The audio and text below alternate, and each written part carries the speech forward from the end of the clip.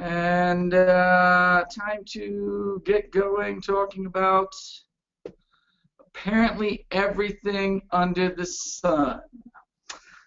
We've asked you guys to submit questions, and we got enough questions for me to answer for the next 3 weeks. So that was very well done. Thank you for being so responsive.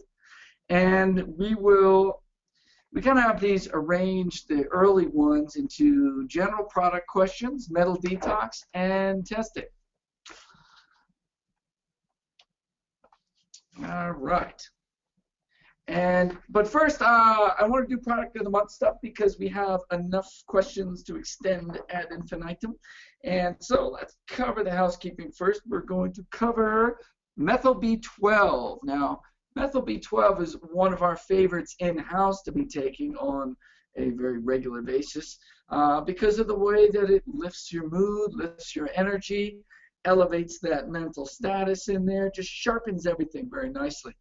And so, you know, as soon as we made it, we knew it worked really well. I mean, we're back there in the lab, we're trying it, and we're like, and you notice it hit you very strongly compared to everything else that you've ever taken. And so we started getting some data together, and unfortunately I've been a little remiss in getting that compiled and out to the general public so they can see it, but now we're going to do that. We're going to cover all of that right now.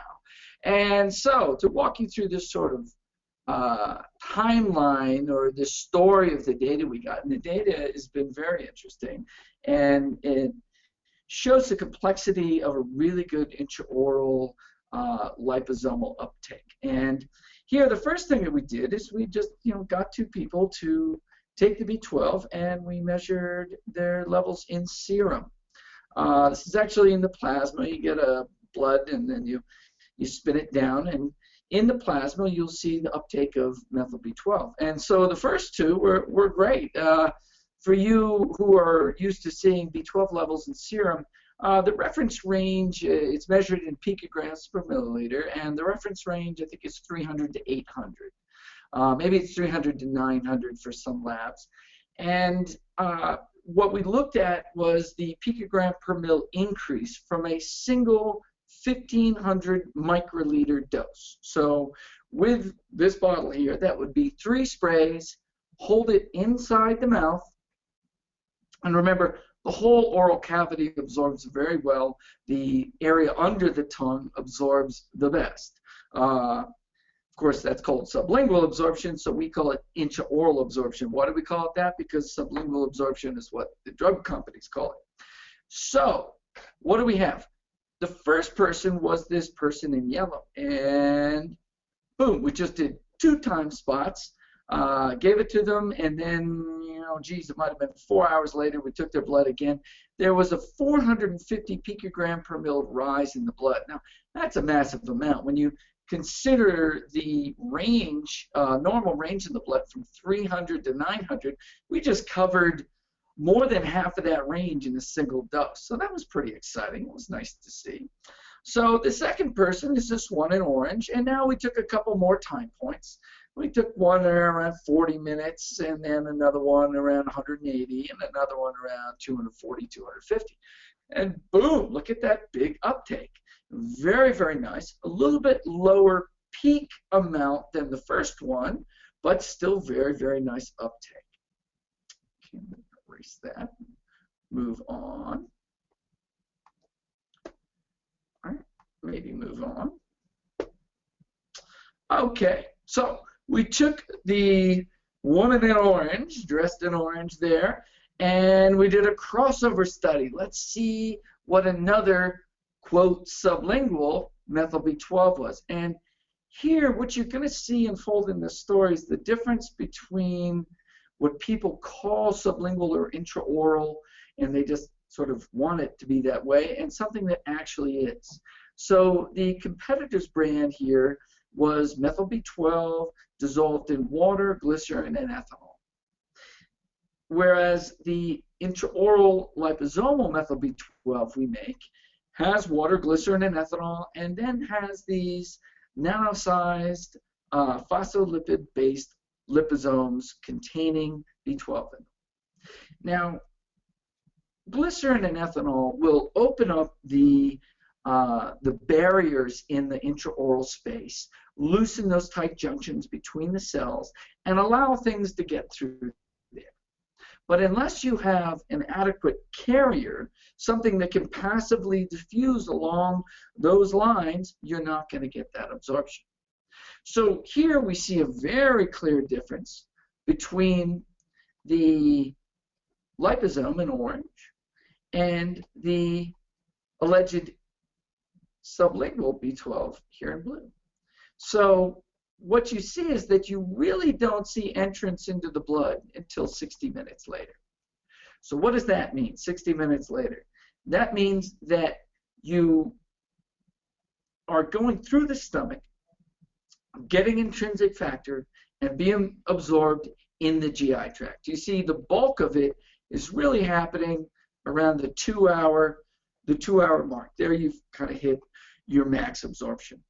Whereas the liposome is driving up very fast, and at 2 hours, yeah, you also have a peak, at least in this one, and then a slight decay after that. Okay, so now we need more data, and let me just tell you, this is how you figure things out. You know, if you're used to reading journal articles, real good, like good biochemistry articles, they'll have these graphs that look all beautiful, and oh, look at this time dependence of this, and the time dependence of that, and the concentration dependence of this, and you think they went in there and just took a snapshot of this in one day, and everything turned out beautifully. Well, the reality is some grad students spent about 2-3 years figuring out what that was really going to look like, and then they reproduced these studies once they figured out what the dynamics are going to look like. Then they designed the study to get nice, clean data. In fact, if we were to go out and get third-party data, we do all of this in-house studying here, figuring out what does this system really look like, and then we ship it out to somebody else to reproduce it in a third-party type of situation. So what you're seeing is the unfolding of the data. And so the next thing we did was get 2 more people doing our sublingual. Now, over there on the left, you'll see those beautiful first 2 graphs that we got, you know, with those massive uptake curves. And then you see the next 2 people. Well, geez, that wasn't so massive. What's going on here? And I'm not showing all the data here, but we got a couple other people. And what we found was the peak level in the blood, say at 2 hours to 3 hours when you got that peak, was correlated with the initial level. Because you see on that graph on the right, you see this scale of 0 to 500. And those are points above baseline. So it doesn't show you where the person was when they started. But over on the right here, what we graphed on the y-axis is that increase from their baseline versus what their baseline number was. So those 2 high ones on the left, the orange and the yellow, are here. That was the orange, and that was the yellow. So the higher they were to start with, the more they increased. And the lower ones are down here. And you see this nice, what's called a sigmoidal curve. So that's what you're trying to do when you're starting to read early data. You're looking for functions. How does this vary with that? So now we find this, and once you find a nice, pretty curve, you know you're onto something. And so here you have a function of increase in the blood versus the initial. So in the blood, there are what are called transport proteins for various compounds. And there is a transporter for B12, which binds B12 and shuttles it into the cell. And these proteins, when you're low, you get a lot of expression of these proteins because you're trying to get as much B12 as you can into the cells. And when you're pretty high, you're not expressing them as much, and the ones that are expressed get saturated. So you've got some bound and some unbound B12. And in fact, that'll be part of future studies, is finding labs that can measure the bound versus the unbound B12. So what it looks like in these studies is that when you have low inherent B12 in the blood, you very rapidly bind and take in the B12 that is brought into the system. And in fact, we took one of those people that was low and took a very close look in minutes. We did 0, 12, 30, and 70 minutes. And what we saw was a very rapid shooting up in the blood in the first 10 minutes, and then a quick drop down after that. Now, that was really, really very interesting. And that was actually, when we got that, is when we started to say, this is what's going on. People with low levels have a very rapid intracellular uptake of the B12 as it starts flooding in. Because the guy in this study is a pharmacist that works with us, and he said, well, geez, you know, I tried that other supplement, but I don't feel it at all. When I take the Quicksilver stuff, I feel it immediately, really strongly in my brain. And that was when we got this high resolution uptake and noticed that in some people, it's going into the blood rapidly and disappearing very rapidly. So now, in summary of some of this, what we're looking to show, one is higher uptake. And that's what liposome manufacturers, and the dream of the liposome is higher uptake. But our intent is not just higher uptake, but faster uptake. Intraoral is fast, and that's why when you take our products, specifically the ones that raise energy, like the B12 and the CoQ10, you feel them fast. You might feel them in 30 seconds, a minute. You'll definitely feel them within 5, and then within 20 minutes, you're really starting to crank. So let's look at that in the data here.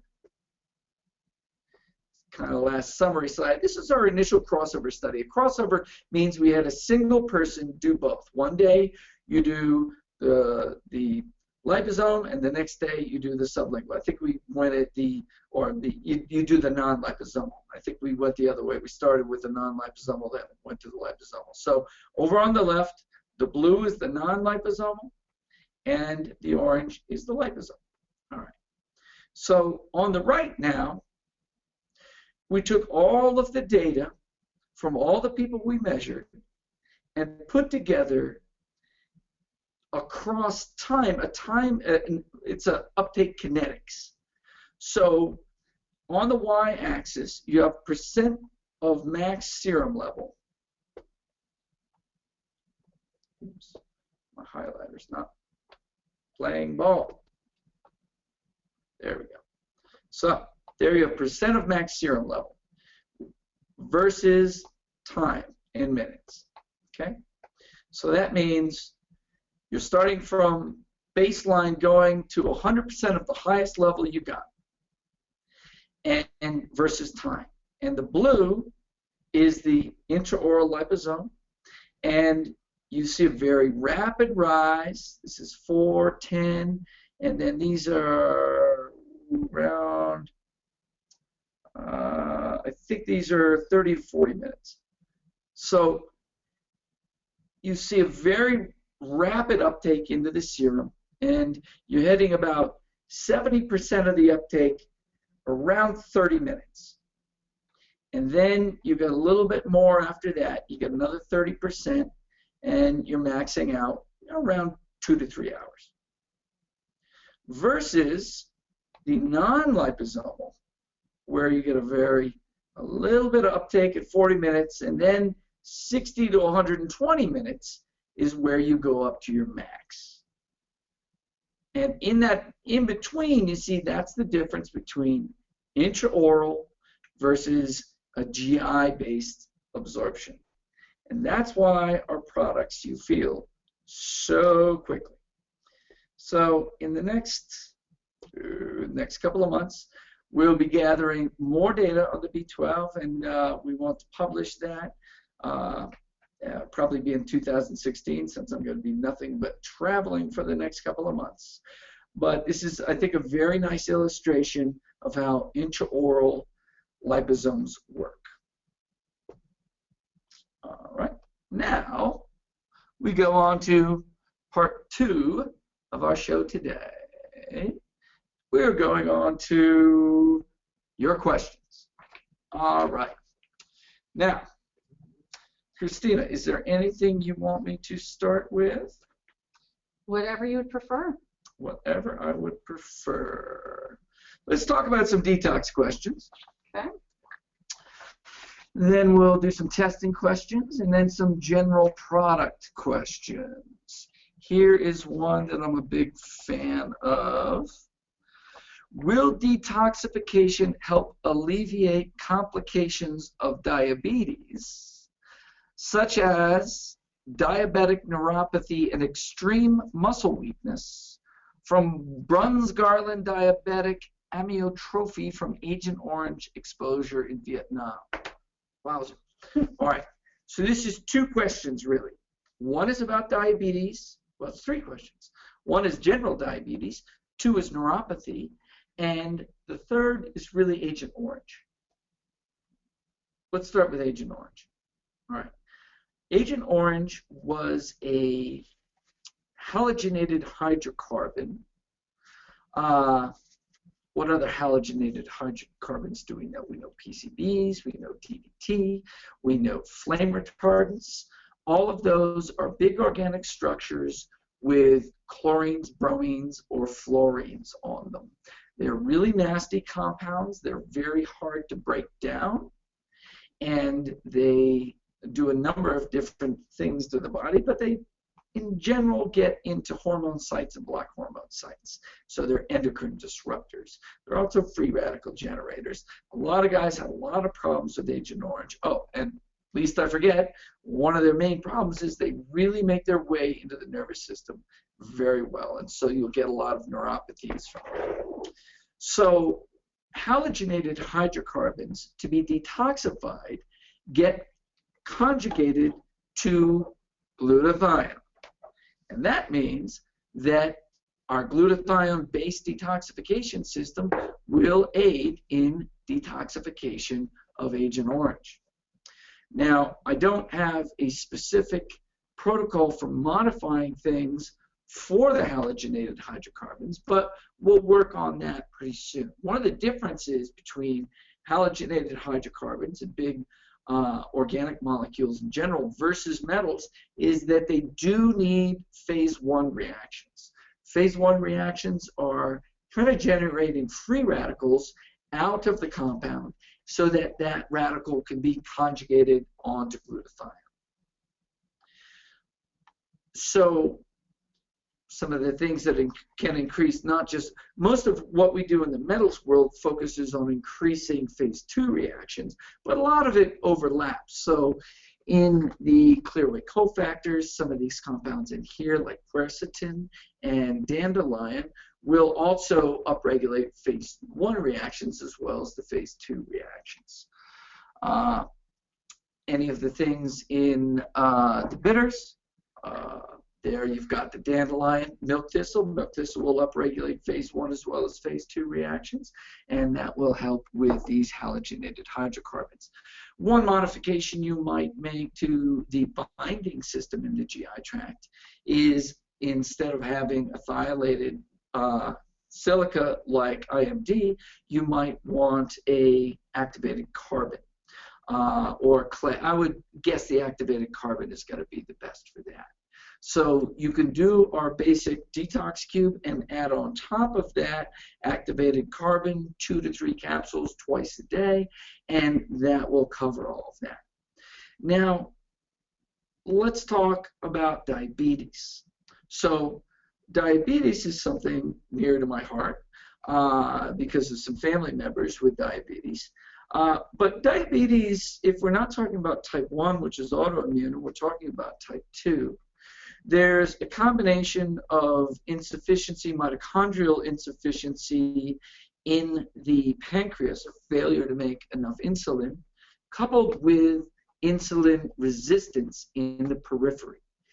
Insulin resistance means that the cells are not recognizing insulin and opening up the glucose transporters to move the glucose into the cell. So there's a buildup of sugars in the blood that's not reaching the cell. So the cells are starved despite the high glucose levels. So again, two reasons the glucose isn't getting into the blood. One, you may not make enough insulin, but two, you're likely very resistant. Resistance has a very strong inflammatory and oxidative stress aspect. Insulin receptors have dithiol sites on them to catch the insulin. Insulin has thiol sites on it as well. And dithiol sites can easily be oxidized to disulfide sites, where they will not bind the incoming thiols. Now, how do you oxidize that? Well, with reactive oxygen species, reactive nitrogen species, reactive sulfur species. This means that the free radical control, or free radicals, have gotten out of your control due to probably inflammatory situations. I lecture all the time about how inflammation turns down detoxification. Detoxification is within the realm of the antioxidant detoxification protein repair supersystem, which includes all of the intracellular antioxidants like superoxide dismutase, glutathione, glutathione peroxidase, thioredoxin. This is all free radical control, and you turn it down when you turn inflammation up. As I usually lecture, that's supposed to be a temporary thing, and then for dealing with infections, and then you reverse that and clean up. When you get stuck in chronic low-grade inflammation, you turn down your free radical control and your detoxification. So all of our aspects, our approaches to detoxification, are turning up antioxidant activity in the body and turning up anti-inflammatory signaling. Any of these compounds, and the most well-documented of them all, would be lipoic acid in the vitamin C with lipoic acid, or within the Clearway cofactors. Clearway and vitamin C lipoic are excellent products for diabetes. They very quickly will bring down your insulin resistance. All right, so that's one aspect.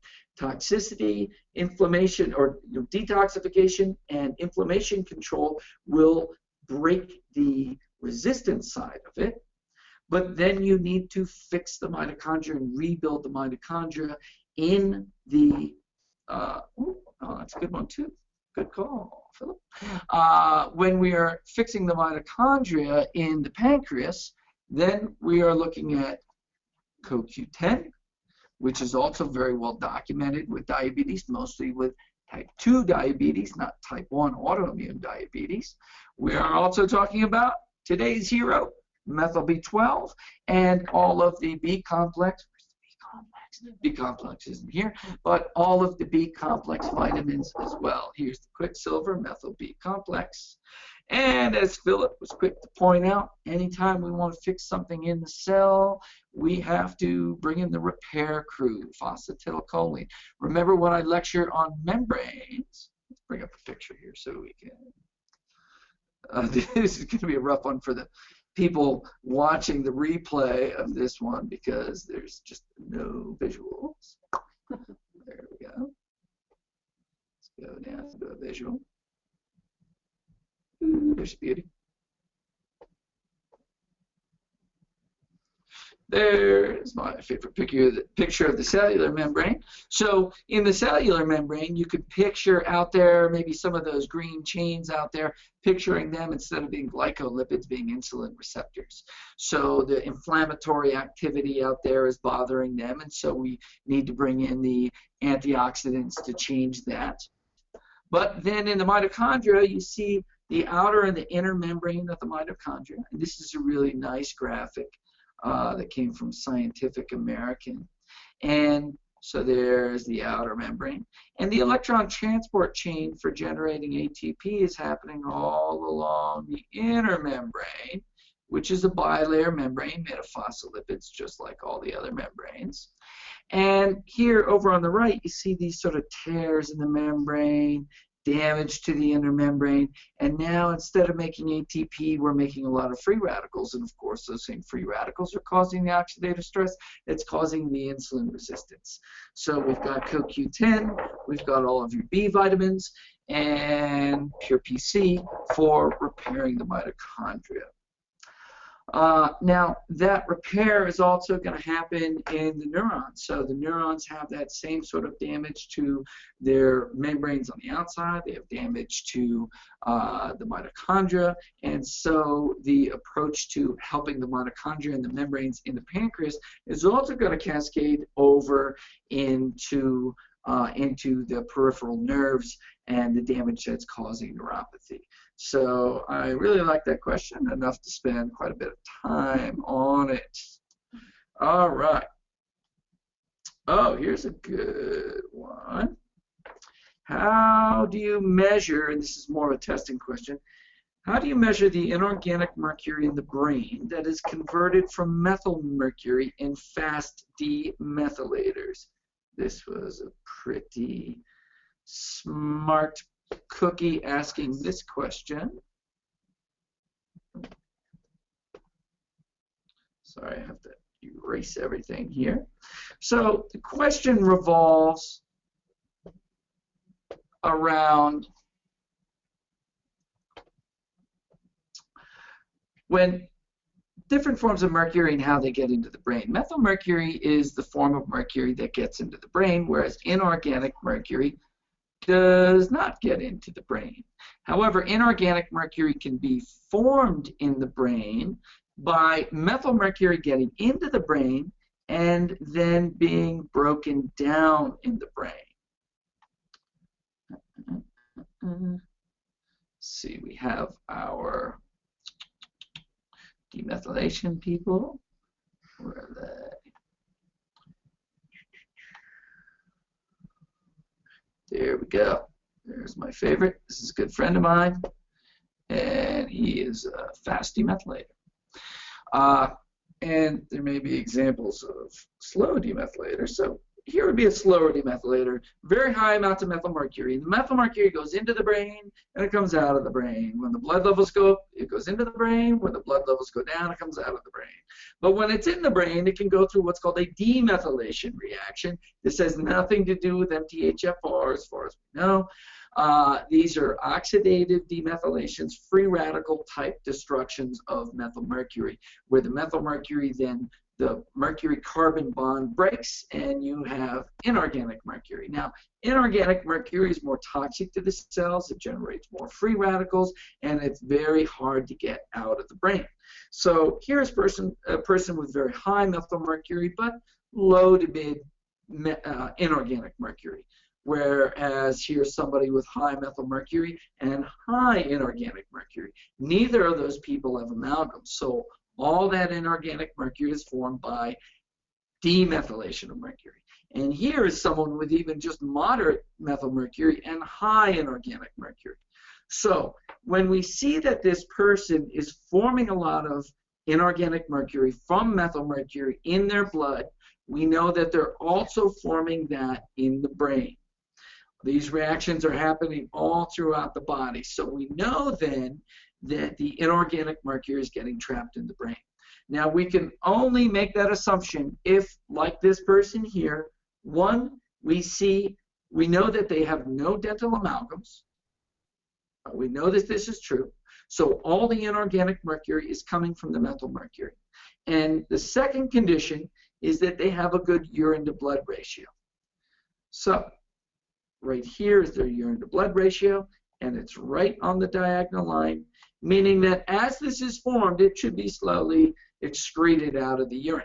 If you have a bad urine to blood ratio, meaning that it's not getting out through the kidney, then it will build up in the blood, and the high level in the blood can be because of the failure to drain rather than constant source.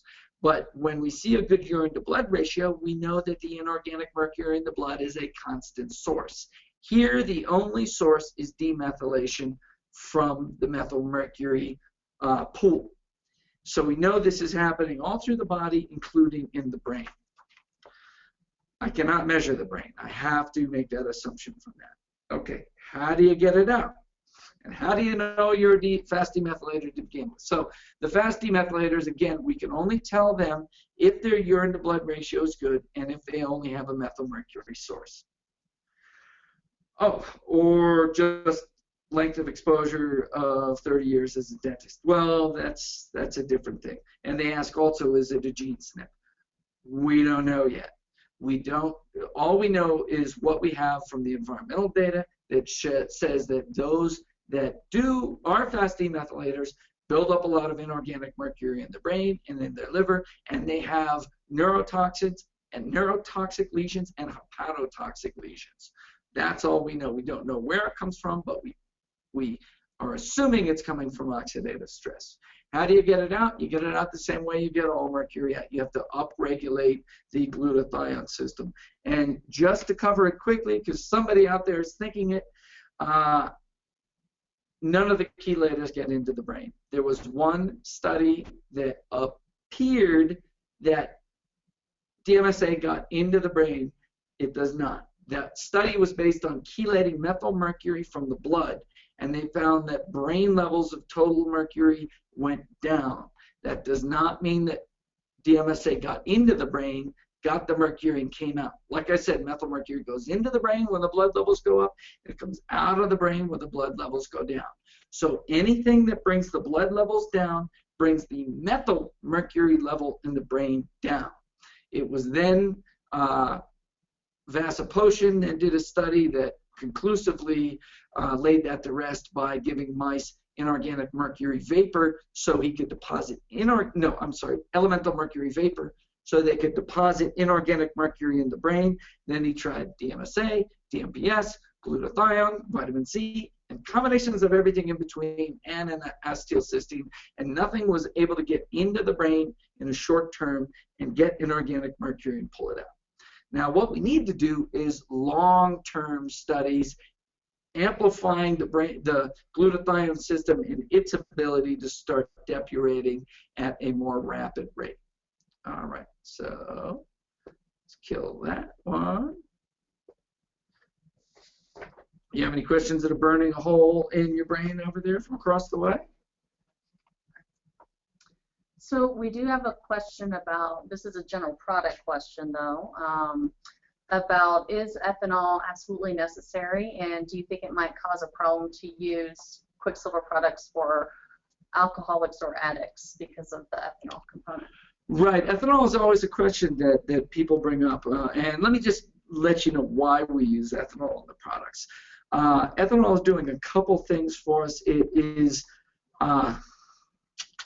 in the formulation, it's part, when you make these, it's called a system. So what's your system?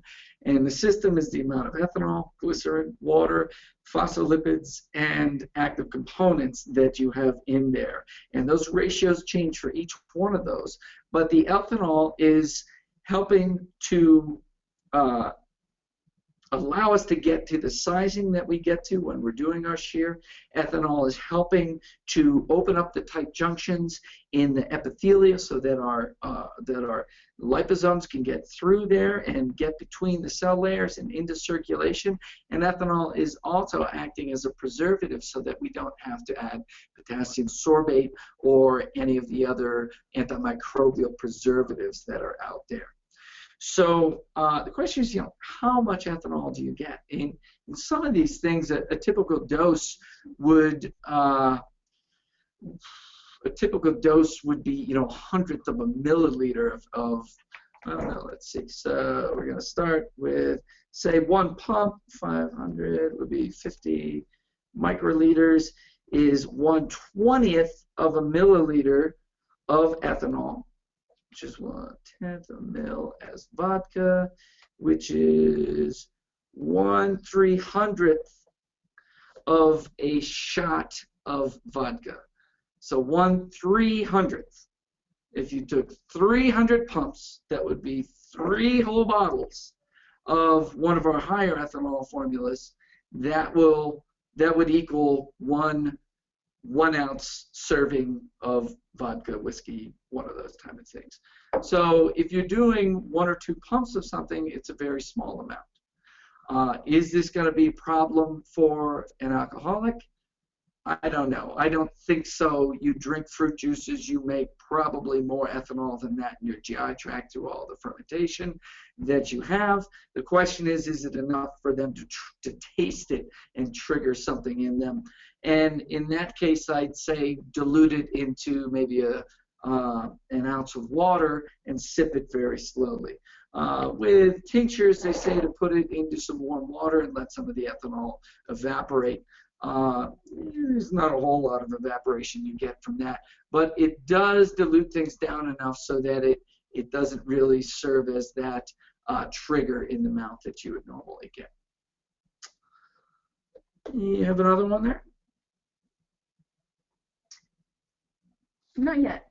Okay, all right, let me look through my lists here. Oh, here's a hot one. Can you speak to MTHFR and the medical community beginning to discount it as providing any info of treatable conditions? No, I'm not going to talk to that. Talk to Ben Lynch. He has a seminar down here in a couple of weeks. We'll get into that down the road. That's a very, very long thing. But I will give you my little spiel here. And everybody gets so hot on their SNPs. Like, wow, my God. And you know, when you get sick, then you start competing for who has the worst cards. You know, my God, I got the worst SNPs ever. Some people have some very difficult SNPs to work with, but you see people who are completely healthy with the same SNPs. I have, you know, a handful of fairly bad detoxification SNPs, and it doesn't really slow me down all that much. So SNPs aren't the death hand.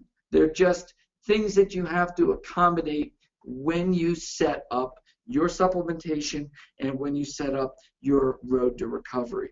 But don't think that, oh my God, I got this SNP, it's the death sentence. It is definitely not true. And all the people who are sick that have it were fine until they got sick. So there's something that triggers us, and I think that epigenetics are a more important thing than the SNPs. You can have things totally, you can have a great set of cards for methylation, and you can have something affect you and totally shut them off. I've been talking about epigenetic blocking by mold toxins of the NRF2. Now, you think that it's bad that you got a couple of GST SNPs. How about totally blocking your ability to have a stress response to any toxin coming in? That's way worse than having a couple of GST SNPs. And in that vein, here's a question. For a patient with oral and Lyme infections who was missing the GST gene, see, this is the kind of misinterpretation that's out there. The question is, given that I am missing the GST gene, can too much GSH cause me problems due to phase 2 detox not happening? If phase 2 detox was not happening, you'd be dead. If you were missing all GST, you'd be dead. That is not the way it works. Now, the reason we get into these questions is the first couple of gene panels, like, you know, Genova did that detoxigenomic gene panel, and it was great that they did that, but all they had primers to, which are the little codes that they're going to find the sequence from, were like 2 of the different GST genes. Now, if you're a good data jockey, get into your 23andMe output, go into the raw data area of 23andMe and look for a GST gene, and you will get 30 different genes coming out. So you're not missing the GST gene. You are missing 1 of 30 possible GST genes. This will have an impact, there's no doubt, but you're not missing it. So the question was, basically, if we reframe it, will taking too much glutathione cause us a problem if our phase 2 reactions can't accommodate it? No. Upregulate your phase 2. GSH has worked. I mean, it's used in so many things. Your immune system uses it. Glutathione peroxidase is using it to quench lipid peroxides and hydroperoxides. It's not just used by GST. It's used by a lot of things in the whole body. And, you know, the reality is we're just beginning to understand all of this stuff. But if you are absent, well, you know, GST, TM1, oh, I totally forgot. I'm missing one of the GST genes. I don't remember if it's T1 or M1, but I just looked back through it, and there was a big absent. And so here I am. That's probably why I'm crazy, but I'm living through it. It's okay. But I do take a lot of phase 2 upregulators. I take a lot of lipoic acid. I take a lot of polyphenols. I eat a lot of garlic. I gotta have a lot of molybdenum with that. So it's totally, don't take any of these things as a death sentence. Just take it as things that you have to give a little bit more of a boost to. You got anything there? Should I keep? I do. Yeah, we got one. I do. Can you address the difference between your approach to mercury chelation versus Andrew Cutler's? Oh, Andy Cutler's one. No, I was going to say I should do a whole webinar on that. I probably should, but I can't do that until 2016 because I got to go in. I got to pull a ton of stuff out of the literature and dissect the whole game.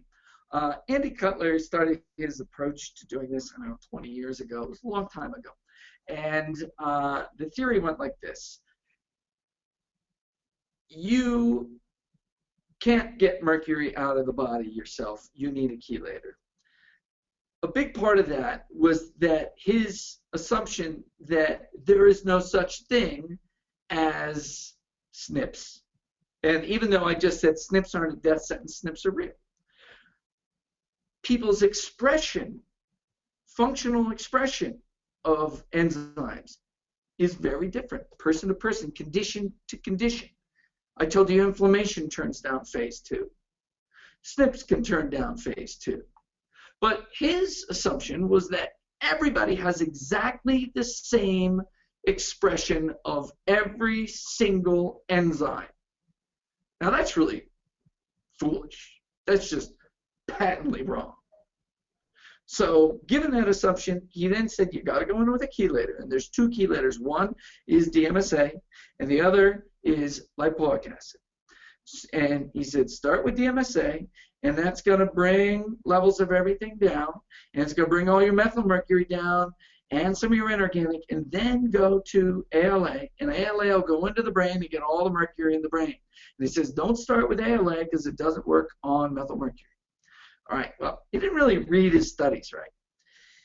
There's one study that suggests that lipoic acid is a chelator, unless you understand upregulation of the glutathione system. This is called the Gregas paper. It's the foundation of the whole Cutler protocol.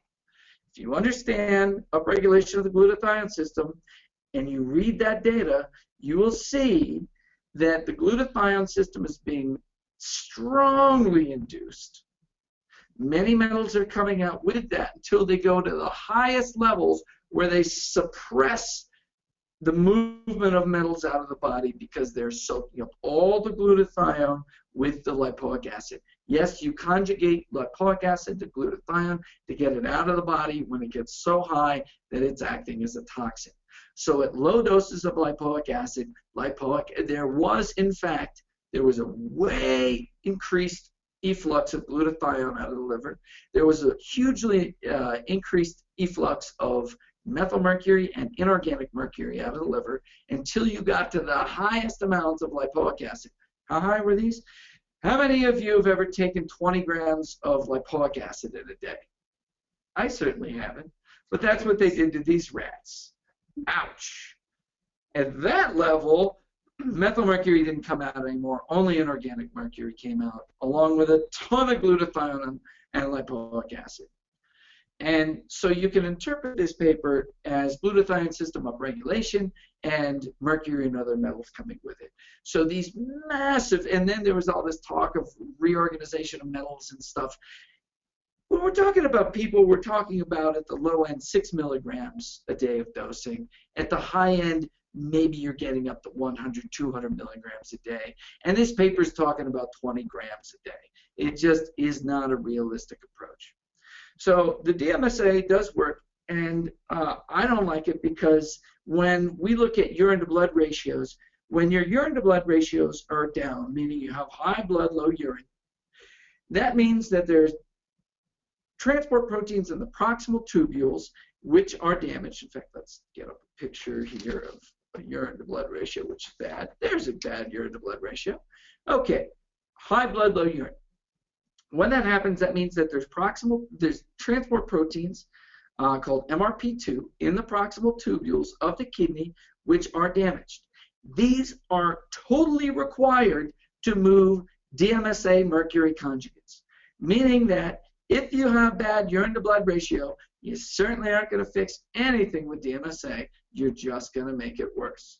So this is my own experience.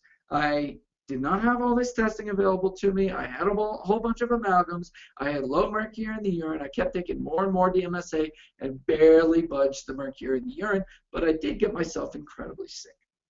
Now, the one thing that I think he's right about in there is this 3-hour dosing. When you are talking about bringing in a pharmaceutical chelator and using it over several days, because when you do that, the levels of the chelator go up in your blood, and as they go up, they start binding a lot of the mercury in the blood, and as they go down, they start letting go of some of the mercury in your blood. And so he hits it every half-life of DMSA to keep a relatively stable level of DMSA in the blood so that you're always moving it out through the kidneys, provided your kidneys are working. Now, their critique of ours is that we don't dose every 3 hours. Upregulation of the glutathione system is totally different. So maybe our glutathione's like this, and I want it up here, and so I give you some, and you go up like that for a couple of hours. But it's more, upregulation lasts much longer than a chelator coming in and coming down. So here we have the baseline coming up, coming down, coming up, coming down. You know, it's not going up like this, down like that, up like that. It's not going way up then down to zero, way up and then down to zero. So you don't need to keep a steady state in there of the compound that's upregulating. It's just not necessary. This is a much more smooth thing where you're stimulating your body's processes and keeping them overall turned up over time. There's some data that says that upregulation from a single dose per day, if it's done every day, stays going for a while. There's some that says it's a little bit more pulsing. But because you're not taking it from 0 to 60 to 0 to 60, it doesn't need that constant 3-hour dosing. And so working within the body's own mechanisms, you don't need to approach it that way. And I think a lot of, now back to the lipoic thing. So he says it's a chelator. He's got one paper that kind of says it. He's got another one from Russia that he claims really seals the deal. Well, Dave Carlson from Geronova Research happened to get a Russian-speaking postdoc center out to translate the papers, and it didn't support the theory at all. Meanwhile, you go into PubMed and you get several hundred papers on glutathione system upregulation from lipoic acid, and so that's how we use lipoic acid as a glutathione system upregulator. So that's the difference between our systems in a nutshell. Eventually, I'll dissect everything and put together some slides for that. Great. Symptoms. Should I hit some of these symptoms? Recovering from mercury detox? Recovering from mercury. Some people will call it recovering from mercury detox. You know, Kelly Gallagher used to talk about the T-shirt, the two-layered T-shirt. One says "I love Chris Shade," and the other side says "I hate Chris Shade." And when we've turned you like deep into detox, you turn on the "I hate Chris Shade" side, and then when you're feeling better, you flip it over to "I love Chris Shade." So that is the story of detoxification. It is, when you really get deep into it, it can be a little difficult on the body. And when I talk about managing your dose, I never want to get you all the way in the bag, just suffering hard. We just want to feel a little tiredness, maybe if it's headachy, a little GI distress. And we'll take you there for a couple of days and then let you off for the weekend, and then you come out of it. And then we'll take you in a little bit, and then you come out of it. And every dose, say we choose a dose where we want to see how that goes the first week. We want to make it manageable, but you feel it. And then you do the same dose the next week, and it's more manageable. And the third week again, and it's even more manageable. Fourth week, you don't even feel it. Then we bring up the dose. We bring up the dose and you feel it again. And that's the way we want to bring you into this. If it keeps getting worse every week, you either have to back off the dose Or if it doesn't get better at all, you need to back off the dosing. And if that doesn't even work, you have to go do some infectious disease testing because you probably have an infection that's blocking this. It could be a bad parasite, or it could be Lyme, mycoplasma, any of the co-infections. Any chronic infection will do that. Christina says to me, "Look, Dimble, bring it up." So what's that? Let's see if my, can I focus? Can I focus? No, it's dim. Diethylmethane. What Christina is referring to is when we need to go to using diethylmethane. Diethylmethane has proven to be very useful for getting people over some hypersensitivities that they appear to be having that in reality are blocks to the detoxification upregulation system. That is NRF2 upregulating, let me see. NRF2 is a trigger to turn on all of your detox genes all at once. How does NRF2 trigger this? Well, certain enzyme inducers go in and hit the NRF2 and upregulate it. Now let's get a slide up for this one because this is a very good one to cover.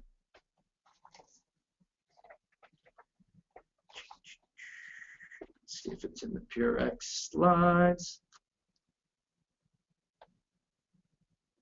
No.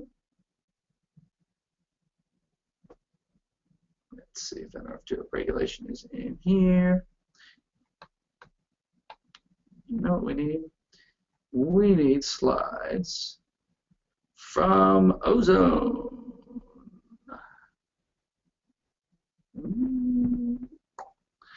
All right. While I'm fishing those out, I will talk. And or maybe I won't. Let's see if the ozone shows in there. Or autism 1. Yeah, that was a good one. Mm-hmm. I'm going to do it from here. IAOMT, I just got back from IAOMT, the International Academy of Oral Medicine and Toxicology. That incidentally, IAOMT.org has a ridiculous number of courses on it now. You can take all of their fundamentals courses online for free. And Steve Coral just showed them to me. He did a fantastic job of putting those all together. All right. We have a question about how do you know when DIM is indicated? Yeah, how do you know when DIM is indicated? All right, so here's the slide we can lecture from. Okay, so NRF2. How does NRF2 work? So NRF2 is this protein in the cytosol, and that is held in place by something called the keep1 protein. The keep1 keeps it in place until some enzyme inducer, and this would be lipoic acid, polyphenolic antioxidants, isothiocyanates like sulforaphane, erusine, allyl isothiocyanate. Any of those tag this and send the NRF2 into the nucleus, and that results in transcription of genes that have the antioxidant response element of a promoter region. A promoter region's a little family tag on that. Okay, so all these kind of cool things that we think of as superfoods upregulate that. All right, well, that's good. What else upregulates that? Well, it turns out that, there we go, here's ozone is healing induced through a mild oxidative stress. And here we have a picture of different phytochemicals up there. That's sulforaphane listed as hitting the NRF2, and this induces the genes for superoxide dismutase, glutathione peroxidase catalase, glutathionase transferase, all those good things. Well, it turns out that it's not. It turns out that these things that we kind of thought were antioxidants actually create a mild oxidative stress. So in this one at the top left, you see mild oxidative stress causing translocation of the NRF2 into the nucleus to turn on all those same things. And why is it that? We're turning on antioxidant protection. We're turning on our chemical response mechanisms. Wow. So it turns out, if you dig really deep into this literature, green tea extract generates free radicals inside the cell. We thought it was an antioxidant. Alpha lipoic acid generates free radicals inside the cell. We thought it was an antioxidant. Now it's an antioxidant against wicked oxidants like hydroxyl radical, but it generates these light free radicals which change the orientation of the KEAP1 to release the NRF2. So if any of these things that usually should do you well, like lipoic acid is probably the most easy to identify because it's easy to dose, it's easy to understand what your response should be, and if it makes you feel crappy, it may not be by inducing detoxification. It may be by inducing toxification by lipoic acid. If you have a hard time with the cabbage family, with alliums like garlic, onions, and leeks, if you try sulforaphane, if you try wasabi and they make you feel worse, you are likely failing to induce NRF2. That is when you want to use your diindolylmethane. Now, why is that? Because of some research that was done showing, let's see if it's in here, showing reversal of an epigenetic change that happens to the NRF2. Mold toxins are the most well-defined NRF2 inhibitors, and we see that with ochratoxin. This is an NRF2 inhibitor, but it's also been seen in prostate tumors. And this same NRF2 hypermethylation that stops NRF2 from working, and they've shown that they can reverse that through using diindolylmethane. So we've taken a lot of people that totally don't tolerate lipoic acid and given them diindolylmethane and been able to get them on to using things like lipoic acid. Christina also pushed the GABA at me. Multiple chemical sensitivities is an area where you have a lot of this hyperreactivity or hypersensitivity to different supplements that you take. The work that was done by Martin Paul revolved around the glutamate receptors being hyperstimulated by these different chemicals, and that creating neuroinflammatory response and brain fog. And so one of the ways we tried to get people to have more neurological tolerance to supplements was to use GABA to calm the neuroinflammatory response. We were doing this with a lot of people who had mercury neurotoxicity or neuro-Lyme or other neurotoxic type of manifestations, and giving them GABA before they supplemented allowed them to get the higher supplementation levels. Now I would put the two of these together because part of that neurotoxicity was probably the failure to induce NRF2 to detoxify the supplement that you were taking. That detoxification of the supplement was leading to detoxification of the other compounds as well. People often ask about dosage for the DIM. We like to get you to a target of 4 to 5 pumps twice a day. Start with one once a day when you're in that zone where you're very sick and you're very reactive to everything. Start with one once a day. If even that's too much, put one on your forearm and go transdermal with it. All of these things can go transdermal, but the absorption's not as good and it's slower. So that's a way to bring your dosage down even further.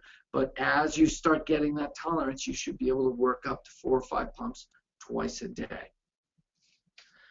Along those lines, people want to know timelines in the recovery process.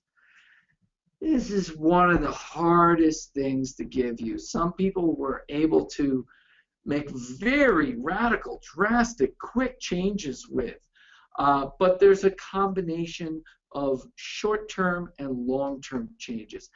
I even find more long-term changes happening to me. The farther I go with this, the deeper I get into it. I've been doing this kind of work on myself since 2009, and it's like I keep getting to higher and higher levels of functionality and keep exposing one or, this or that thing that's still something I haven't addressed. But as a more general model, if you're looking at a 3-month program, if you do our Detox Cube, and that's at the level 1, that's a 3-month program, that will get most of the worst symptoms taken care of. And then as you go into the 2nd level, you're going to dig in deeper and get higher functioning of your mitochondria, higher, deeper neurological detoxification. So from the worst of it, from feeling like you totally can't move to working again, that is going to be anywhere from 3 to 6 months, depending upon whether, if you're really that sick, you're not going to jump right into the Detox Cube. You're probably going to do some pre-tox work with, with some bitters or with some homeopathics or some spagyrics and little bits of glutathione, and you'll probably take 2 to 3 months just getting yourself up to being able to take a cube, and then you go through the cube, and you'll get most of your functioning back. It's when you go into the deeper levels that you'll restore a much higher level of functioning. So I'm sorry it's a little bit unclear on those, but this is biochemical individuality, so it's a little hard to give you specifics on that. Do you have anything you got over there? Yeah. We have a question. Can you address briefly MT promotion therapy versus upregulating glutathione as outlined by Carl Pfeiffer? Carl Pfeiffer. Upregulating MT promotion therapy sounds like metallothionein. And promotion and upregulation are exactly the same thing. So metallothionein is, I've been more of a glutathione guy because metallothionein is a little bit harder to understand. Metallothionein is a very high thiol molecule which is invoked for oxidative stress protection and metal toxicity protection. It's also been it's implicated in protection against a number of metals, especially in some of the work that's been done on unicellular organisms and small organisms in the ocean. That's a big thing for phytoplankton and zooplankton and bacteria for protecting themselves against copper and cadmium toxicity. It's a little less understood in the human body, and it's even been implicated in dragging metals into the brain during infections, neurological infections. So I guess Pfeiffer worked with that, and William, I want to say Shaw, the guy, it's not Shaw. Oh, Bill Shaw was the other guy. I don't remember his last name. He wrote the book Nutrient Power. He was a lot of the early work on methylation, and he had a formula for turning up metallothionein. Now, a lot of the same compounds will do both. They'll upregulate both. So we focus more around the glutathione system. Some other people focus more around the metallothionein system, but the glutathione system is so well documented that it's a better roadmap for us to use. Great. We have another one. Have you ever heard of anyone recovering from chronic fatigue syndrome that was triggered by mercury amalgams after mercury chelation? Yes. There's a lot of people that have gotten into bad straits doing chelation, which is myself included, which is why I don't do the chelation so much. And I've heard a lot of people getting very sick from that and recovering from that. You hear it all the time. But it's not as simple as, yeah, take this and this. Sometimes you find, oh, here, this is exactly the key to unlock all of my problems. But when you get into chronic fatigue, and was it chronic fatigue or fibromyalgia? Chronic fatigue. Chronic fatigue's way easier to get over than fibromyalgia. It's definitely doable. If it's only mercury, it's really easy, but it's usually not only mercury. There's usually some infectious component, and you have to deal with both of them at the same time. And those are more complex cases to deal with. And my hint is that if you go after the mercury and aren't getting results, or it just is getting worse or feels horrible, go after the chronic disease. Because I feel very strongly that if you're blocked in this and can't get anywhere, it's usually an infection. It can be an epigenetic block, but they feel different than infections do. So if it's chronic fatigue and it just keeps getting worse when you try to detox, it's likely an infection you have to go for. You have any other there, or you want me to find one here? We do have a question about BPH, DIM, and CoQ10. Benign prostatic hypertrophy? Correct. BPH, glutathione, and DIM? BPH, DIM, and CoQ10. CoQ10. And absolutely. He might know with regards to healing it naturally without surgery. Yeah. And I've seen a lot of this. In fact, a good friend of mine was diagnosed with prostate cancer and got it all better using various things before I met him. And then all of his levels were going up. PSA was going up. Free PSA was going down. And we reversed that pretty quickly with glutathione. We didn't have DIM then. We didn't understand DIM at the time, but we reversed that pretty quickly with, we have Clearway? Clearway cofactors. Polyphenolic antioxidants are exceptionally good for that inflammatory response. Clearway cofactors, EDTA, glutathione. Those were the ones that we went to with that. We got a glutathione. There's the glutathione. So that was the trio for that. So why the EDTA and the glutathione? A couple of things. Cadmium and lead are the biggest things that you get into your prostate, and so we're trying to get them out. Lead works by EDTA, cadmium works by glutathione, and EDTA with it. That's the best combination there. So we were targeting getting the metals out using those two, and anti-inflammatory therapy with those. Now, I would definitely add the DIM in now. I would be putting that in. If it were me, I'd get pretty aggressive. I'd be getting up to 10 of those twice a day. I'd be using 6 of those twice a day, 1 to 2 teaspoons of EDTA, and glutathione. I'd be getting at least 20 pumps a day spread throughout the day. In my friend's case, we were able to reverse that really pretty quickly. 2 months, everything came right back into order. The other question, CoQ10 always. I don't see it directly as a prostate thing, but as long as you're turning up cellular energy and ATP production, that is only going to help you. But I might be missing some of the research around CoQ10 and prostate. I'll go look at it now. Great. Also along the lines of CoQ10, it has also been asked if this is effective for people having to use the reduced form due to gene variation. Yeah.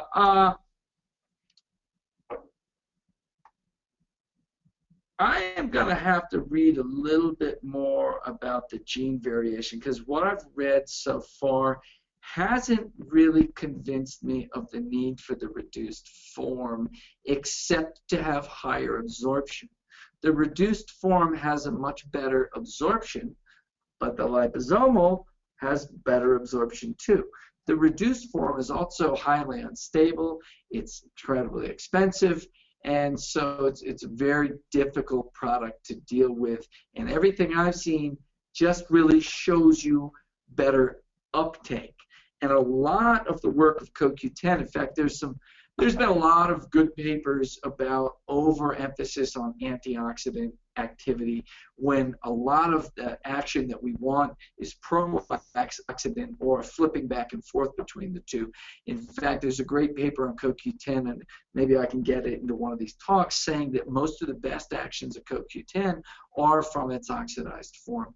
Though when you take it into the body, dominantly it's getting converted into the reduced form. So I'll have to look more about the enzymatics of the reduction, but much too often we latch onto these ideas that, oh, I don't have the genes to reduce that, so I have to take this form. But there's not a lot really playing out that that's true. Want me to find one here? That would be great. Leaky gut and how that affects detoxification. We've also had some questions about multiple sclerosis. Oh, yeah. Do you have one of them there? Yeah, just what is your experience working with multiple sclerosis patients? And another one was just, can you talk about multiple sclerosis? Yeah, so multiple sclerosis is a word that describes problems. It describes these lesions. It does not describe the etiology of them or how we got there. How did you get that lesion in the brain? Sometimes you get there by mercury, and a lot of people have dramatic recovery from multiple sclerosis when they take their amalgams out and detoxify. There was a CNN or Fox reporter that had a great recovery, and that's very well documented in not Randall Moore, Randall, my friend Randall's movie that used to be called You Put What in My Mouth, and now it's called Evidence for Harm. And this woman went deep into MS and came right out of it through amalgam revision and detoxification. That is not always the case. I've watched a number of people with MS and go through amalgam removal and detoxification. And some of them never had amalgams. Everyone that goes through detoxification feels better after it. They have more energy. They say it's the muscle control in their legs or their feet. They have more muscle control. Things get better for them, but they do not all jump out of the wheelchair and have a great response. But this approach to detoxification of turning up the glutathione is a wonderful thing for controlling a lot of the damage and moving out any of the different toxins. One of the people that I helped that had grown up on a strawberry farm, and they're renowned for having a lot of MS because of some very toxic pesticides that they use. And she got great results from it, but it didn't turn everything around. It just helped the situation quite a bit. Somebody had texted me today, what do we do for MS? And she said, CBD and glutathione. Well, CBD, which is neuroprotective and lowers neurological inflammation, is an excellent thing. Glutathione is an excellent addition in there. Really, any of the different supplements are, but phosphatidylcholine for sure. Now, if I were to do it without knowing a whole lot, I would do the DIM for sure to just so I know that that part is covered. I would do the phosphatidylcholine for sure. I would do the CBD, cannabidiol for sure. I would do glutathione for sure, and I would do GABA. And of those, if I was going to wonder about which one to keep in, it would be the GABA. Oh, actually, I forgot. Another friend of mine that had MS, when I watched him go through his detox, when he added in the EDTA, that was when I saw the best effects on him. He was feeling the fatigue of the detox, but I was seeing better functioning in him. He was reporting better functioning, but when he added the EDTA in, that really changed things. Now, he had done a military stint. Perhaps he had a lot of lead in there. The question is, what's in there? And what's in the nervous system might not be the same. Something might have gotten trapped in the nervous system that's not reflected as well in blood, urine testing. So MS is very tricky, but detoxification and free radical control support is always going to help you. Great. We also have questions that came in advance as well as currently. One is how to chelate germanium from the brain. And other questions were specifically about... Germanium or gadolinium? They wrote germanium. I've never even heard of germanium toxicity. Most people are trying to supplement germanium. I have no idea. I would have to look up. Wow, I've never heard of anybody bring up germanium. Gadolinium comes up a lot. Gadolinium is used, and we might as well hit it because somebody's asking about it somewhere. Gadolinium is used as a contrast agent. They must mean that. Gadolinium is used as a contrast agent in MRIs, and it comes in conjugated to DPTA, which is a larger version of EDTA. The EDTA is ethylene diamine tetraacetate, and DPTA is I forget exactly, but it's like a double EDTA altogether, so it forms an even bigger chelate around the metal, and it's supposed to hold on to everything, go into targets, and go out, but chelators do let go, and some people are left with a lot of residual gadolinium. The best way to go in after that is with EDTA.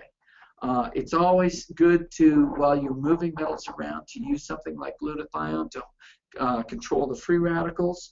Our EDTA does have our lipoic acid in it, which is going to help upregulate some of your detoxification mechanisms, as would clear-away cofactors. But urinary excretion of the gadolinium conjugated to EDTA would be the way. There are some places that can compound DPTA. If you had that, that would be more specific injectable that way, but that's hard to get.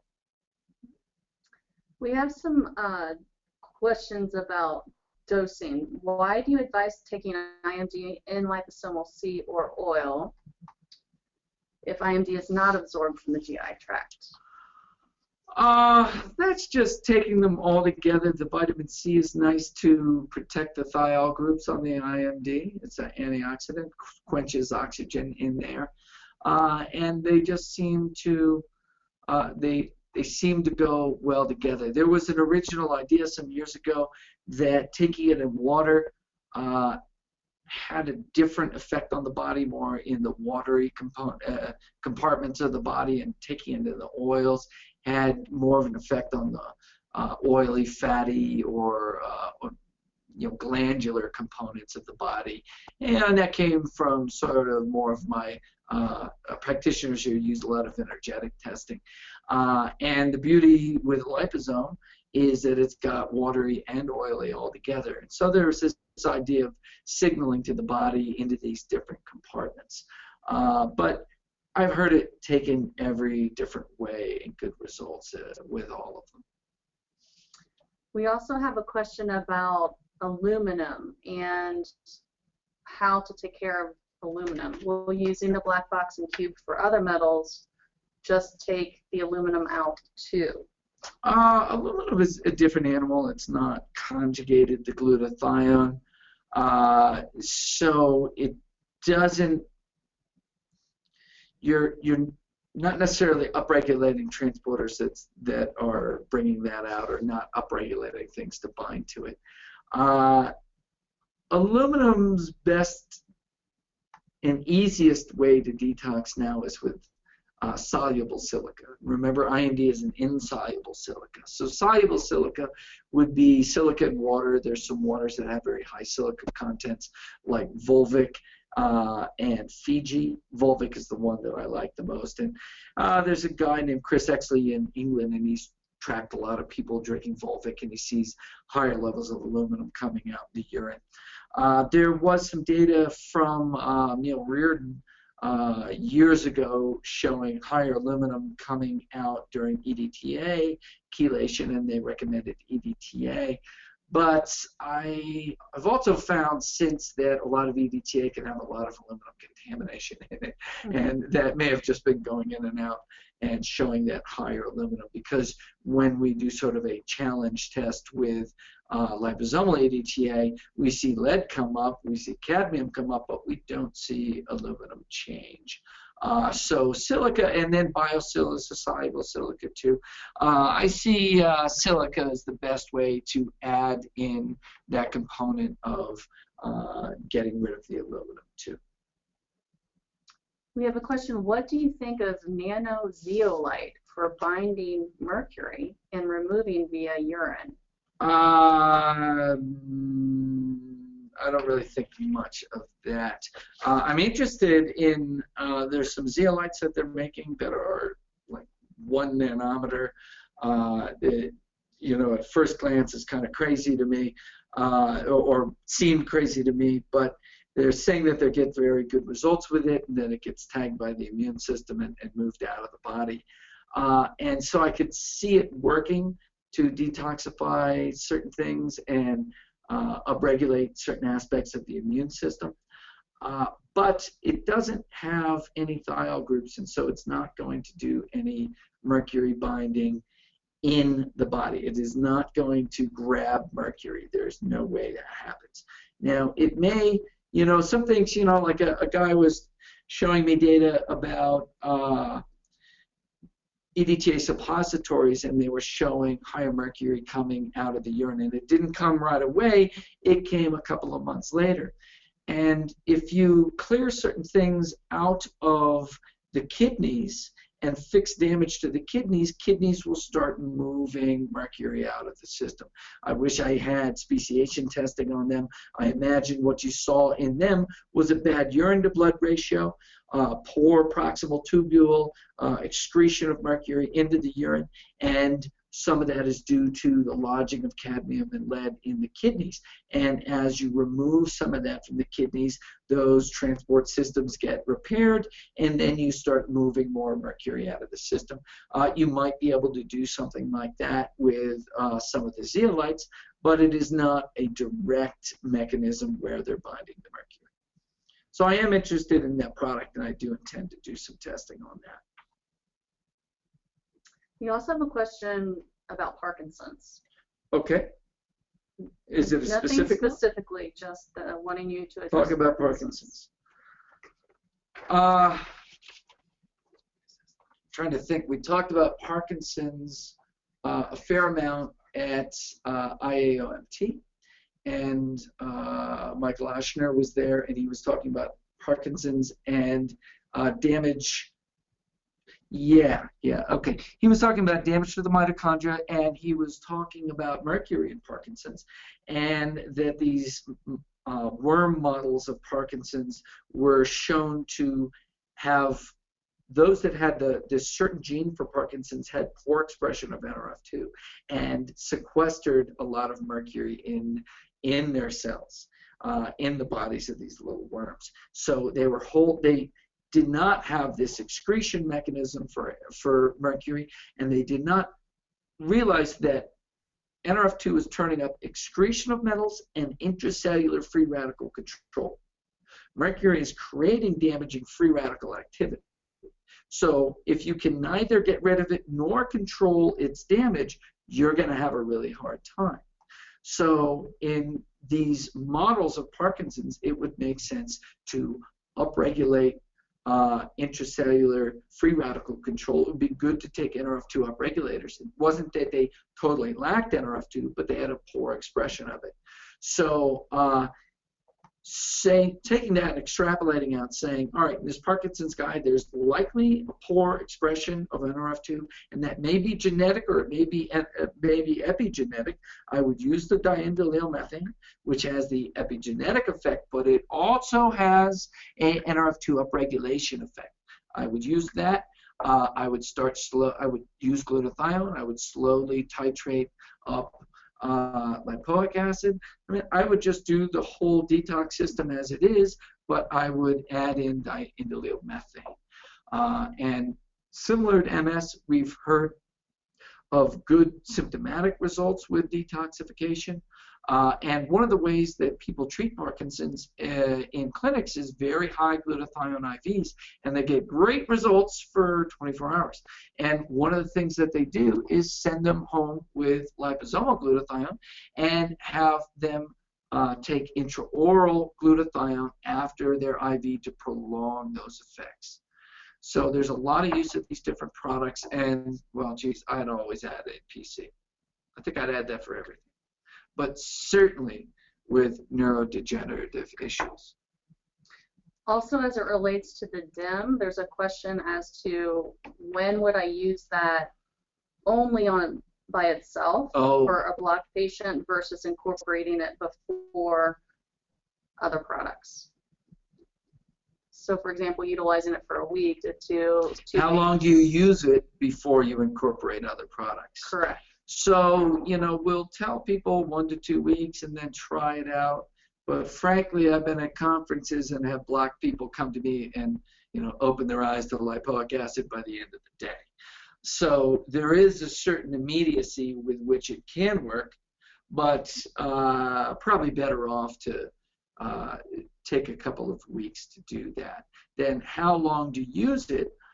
When I first used it, and I had just remarkable results on myself using DIM, I was using it pretty steadily for 2, 3, 4 months and just continuously getting what seemed like more functioning out of my system. Now I pulse it a little bit more. I'll give 2 or 3 days off every, you know, say I go 10 days and then 4 days off. I do something like that. So we're really running short on time, but I don't know if you want to do a quick answer to this one, as it's a really good one. Regarding toxin testing, will you discuss the difference with blood levels versus the traditional urine provocation testing? I will cover that. I'm going to have you say it one more time because I was looking around. There was one in here that said similarly, like, you know, how could you disparage the challenge test when that was the industry standard for so long? Just because it's the industry standard doesn't mean it's the right thing to do.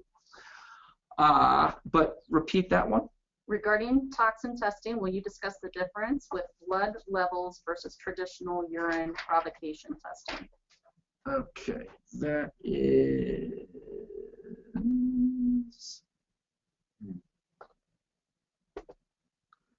It's a long question, but blood levels... Now, number one, where do chelators draw from? The blood. They don't draw from the intracellular space. They draw from the blood. And they make it more soluble and get it out through your kidneys. So what are they doing? They're expressing what's in your blood. That whole idea of the blood just being the last 2 to 3 days is a complete fallacy. When you take in mercury in fish, there is a big peak in decay over 2 to 3 days as you absorb all that mercury into your tissues. But then to get from your new peak down to the original is 160 days for a healthy patient. So there is a very long level in the blood. And there was a study done in Sweden looking at DMPS chelation. And if we just look here, you'll see in the x-axis urinary mercury before chelation versus plasma, not red blood cell, not whole blood cell, plasma mercury, because they wanted to see inorganic mercury, and going to plasma is a first cut at doing speciation. So you see here they're linearly correlated. As one increases, the other one increases.